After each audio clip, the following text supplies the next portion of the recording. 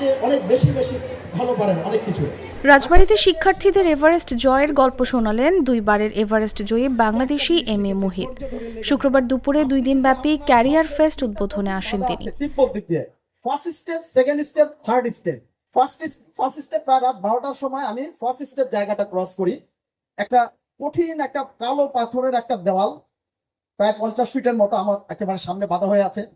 ওই যে জুতার নিচে যে ক্রাম্পন, ওটা বরফের জন্য পাথরের মধ্যে ওটা বিঁধে নাও, অনেক বেশি পরিশ্রম করতে হয়। তো ওইখানে আমি তখন বোতলজাত অক্সিজেন ব্যবহার করে আমরা সেই চূড়ার উদ্দেশ্যে তো ফার্স্ট স্টেপ ক্রস করলাম।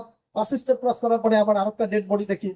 এরপরে সেকেন্ড স্টেপ আরেকটা জায়গা যেখানে একটা 30 ফুটের মই লাগানো আছে। ক্যারিয়ার ক্লাব অফ রাজবাড়ীর সভাপতি ইসরায়েল হোসেনের সভাপতিত্বে আলোচনা সভায় এম.এ. মুহিত ছাড়াও অতিরিক্ত জেলা প্রশাসক সিদ্ধার্থ ভৌমিক, অতিরিক্ত পুলিশ সুপার মুকিত সরকার, বাংলাদেশ নিম ফাউন্ডেশনের চেয়ারম্যান ডক্টর এম.এ. হাকিম, সাবেক জেলা পরিষদের চেয়ারম্যান বীর মুক্তিযোদ্ধা ফকির আব্দুল জব্বার, ইয়াসিন উচ্চ বিদ্যালয়ের প্রধান শিক্ষক মোহাম্মদ ইকবাল হোসেন প্রমুখ উপস্থিত ছিলেন। সম্মানিত প্রধান অতিথি, বিশেষ অতিথি